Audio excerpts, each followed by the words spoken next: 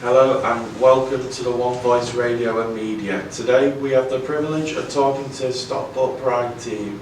Thank you for coming in and speaking to us today. First off, if you'd like to introduce yourselves and tell us a bit about you.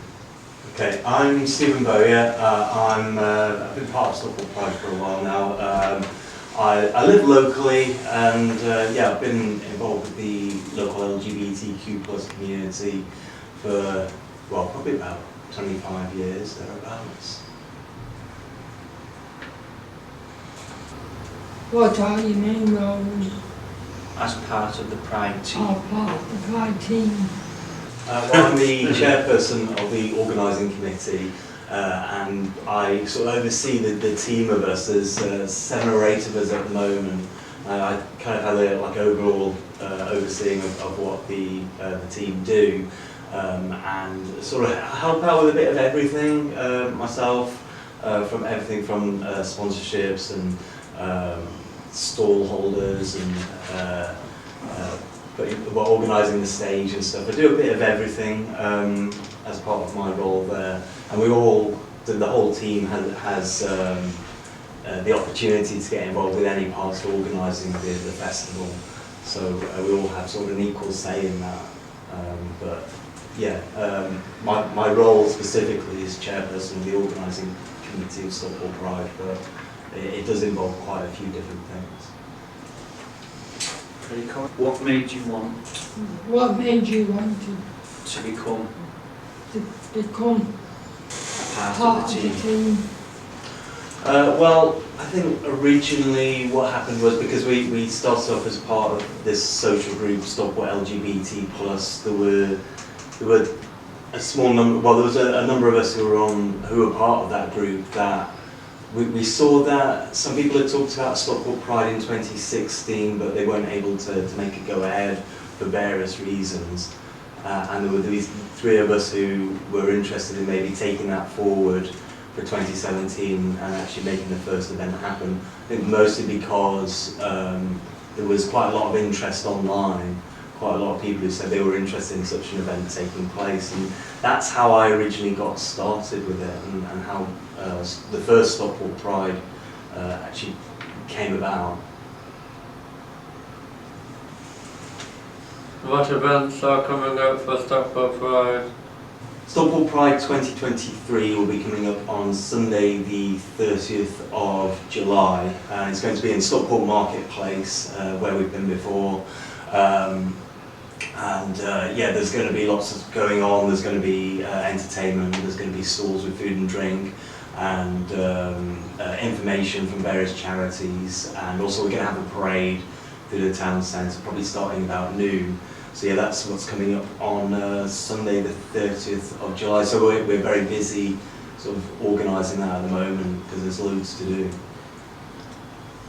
What are the key definitions that make up the LGBTQ community? Well, there's a lot. There's a lot of different people that identify as LGBTQ+. So the ones that are in that specific list are lesbian, gay, bisexual, trans, and queer or questioning. And there's plenty more besides that as well, people who feel that they don't fit in necessarily with the traditional heterosexual, cisgender roles within society. People who feel that maybe they are relationship, sexuality or gender diverse within society. And Stockport Pride aims to sort of make the Stockport a bit more of a welcoming place for everyone regardless of sexuality and gender identity. But that does sort of make up quite a lot of different people. What do you see for the future of Stockport Pride, and do you aspire to do anything while you're in this role? Well, we are looking to make the event bigger and more prominent in Stockport, and at the moment we're in the marketplace, but at some point we may outgrow that and look for another venue. I think it's important to me that there are lots of stalls. At the moment we have more than 50 stalls with different organisations, and we like there to be enough space for everybody, but there's always there's room to grow.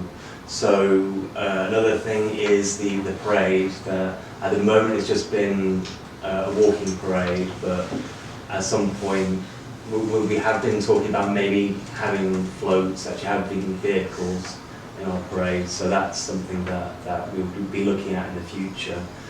So there are things where we're looking at growing, and also maybe doing more events throughout the year as well.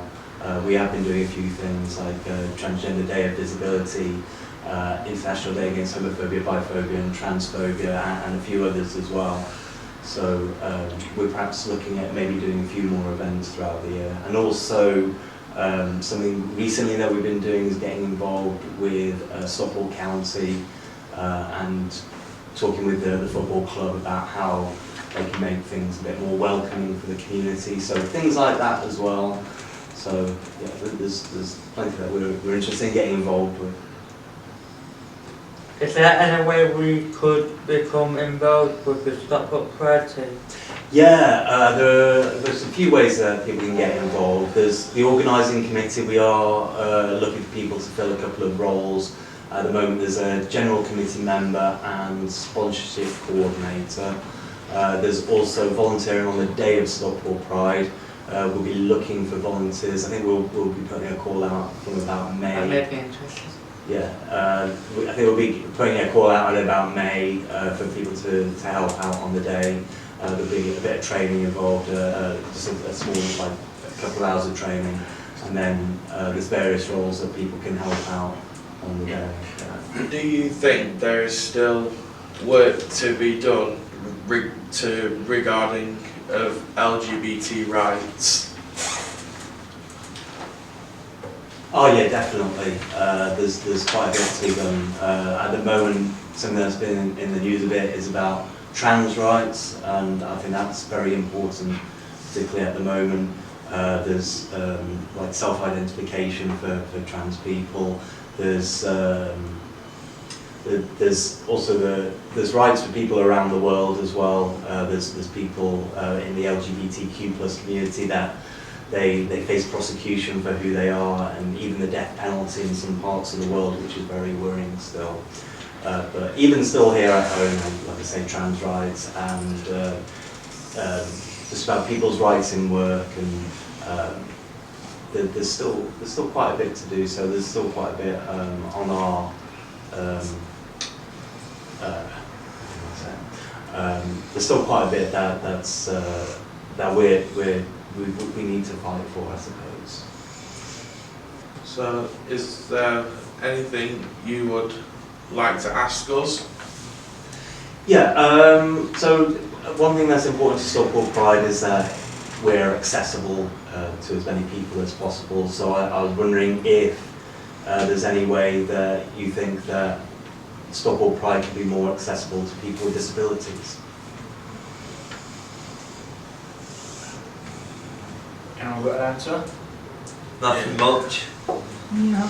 You got one, Josh? Yeah, I think it's important for people with disabilities to still access the services that Stockport Pride provide, because it's really good for, so say like for example, my partner who is in a wheelchair probably won't be able to get up the hill as easily as probably people figured that out last year when